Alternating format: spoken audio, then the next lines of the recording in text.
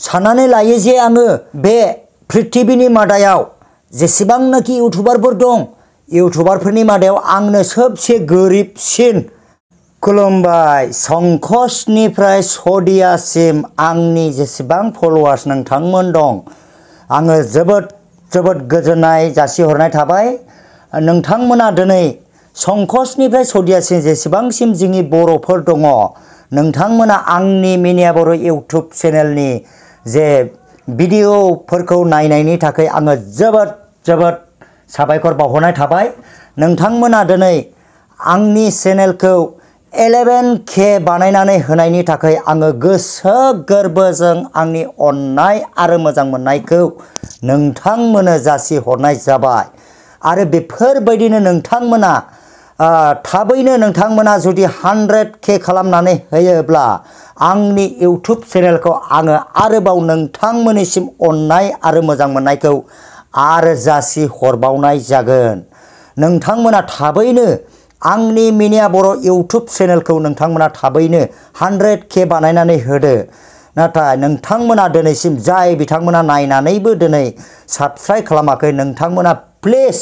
अननानै जे साबस्क्राइब खालामनानै होयो आङो बेनिखायनो नोंथांमोनखौ खावलायहरनाय जायोदि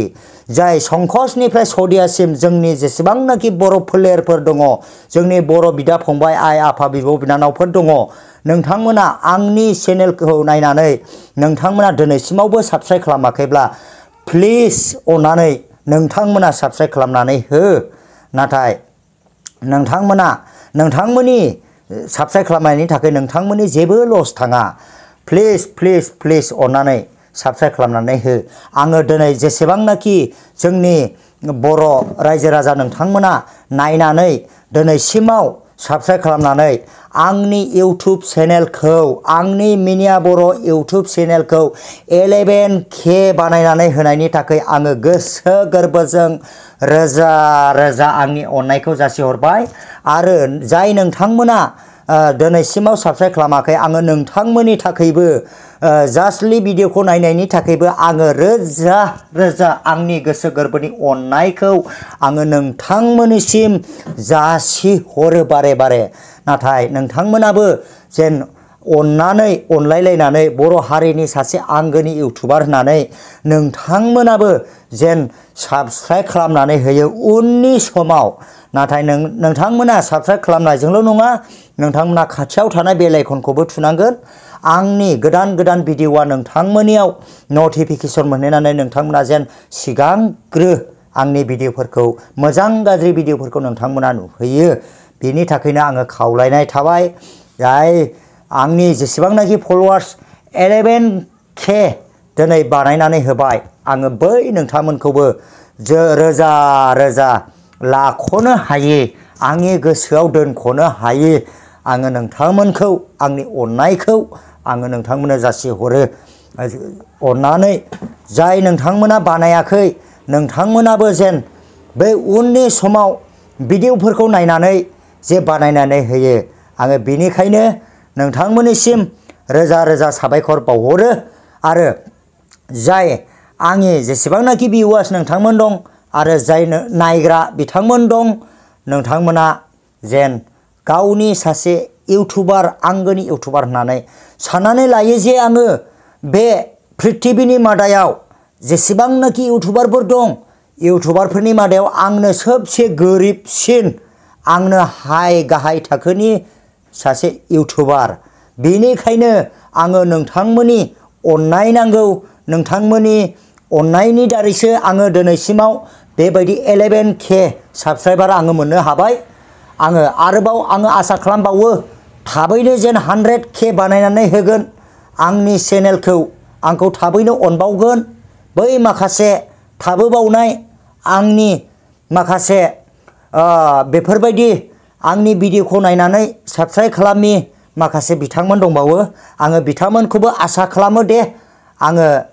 100% आङो आसा खालामो बिथांमोनाबो साबस्क्राइब खालामनानै थाबैनो आंनि चेनेलखौ 100K बानायनानै होगोन आङो आसा खालामनाय थाबाय आङो उननि समाव नोंथांमोननि हेफाजाबखौ मोनबावगोन होननानै आङो आसा खालामनाय जाबाय प्लिज जाय नोंथांमोना साबस्क्राइब खालामाखै अननानै थाबैनो जेन साबस्क्राइब खालामनानै नोंथांमोनाबो साबस्क्राइब खालामनानै आंनि चेनेलखौ जेन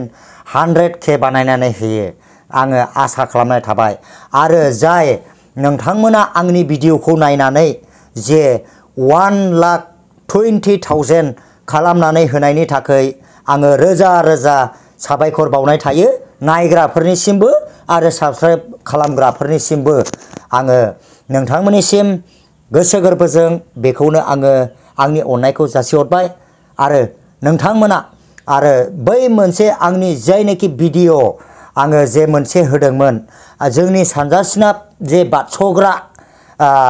जोंनि चिरां डिस्ट्रिक्ट बेंटल साखाथियाव जे बिमा दैलाम दङ बेवहाय आङो फिसा ब्लग बानायबोनाय जादोंमोन। बे भिडिअआ आंनिया भिउसआ थांदों जाहैबाय 1,20,000निबो बारा दा दिनैहाय आङो मोननो हादों। आङो बे जाय बिथांमोना आंनि 1,20,000 जे भिउ नायनानै होनायनि थाखाय आङो बै नायग्राफोरनि थाखायबो आरो साबस्क्राइब खालामग्राफोरनि थाखायबो आङो आरोबाव खनसेबाव आङो रोजा रोजा आङो खुलुमहरनाय थाबाय। संकसनिफ्राय लानानै सदियासिम जेसेबां जोंनि बर' हारिफोर दङ आरो बर' हारिल' नङा गुबुन जातिफ्राबो माखासे गोबाङानो आंनि भिडिअफोरखौ नायो। गुबुन जातिफोरनिसिमबो आङो रोजा रोजा आंनि मिनिया बर'निफ्राय साबायखर बावहरनाय थाबाय लोगोफोर। दा बेनिखायनो आङो नोंथांमोना नायनानैल' ओरैनो थानो नाङा, कमप्लिटलि नोंथांमोना नायनांगौ भिडिअखौ, कमप्लिटलि नोंथांमोना भिडिअखौ नायनांगौ आरो नोंथांमोना साबस्क्राइब खालामनांगौ। आङो बेखौनो आसा खालामनाय थाबाय, आसा आरो मिजिं थिनाय थाबाय। आसा खालामदों नैबे गुसुं समायावनो आरोबाव नोंथांमोना आंखौ अननानै जेन साबस्क्राइब खालामनानै होगोन होननानै आङो मिजिं थिनाय थाबाय। रायजो राजाफोरनिसिम खावलायनाय थाबाय आरो आङो उननि समावबो आरो 100K जुदि नोंथांमोना बानायनानै होयोब्ला थाबैनो आङो रोजा रोजा नोंथांमोननिसिम आरोबाव साबायखर बावहरनायखौ आङो बावनाय नङा। आरो खाथि खालायाव थानाय बिदा फंबायफोरखौबो आङो हामबाय होनो नायनानै होनायनि थाखाय, आंनि भिडिअखौ नायनानै 11K बानायनानै होनायनि थाखाय आरो आसा खालामो अनलायनायखौ आङो मोनबावगोन होननानै बे गुसुं समायाव आङो आसा खालामनाय थाबाय। आङो दिनैनि भिडिअखौ हामबाय होननाय आंनि भिडिअखौ दिनै आङो एसेयावनो दोनथ'नाय जाबाय। जय बर' हारिनि जिउ गोलाव जाथों।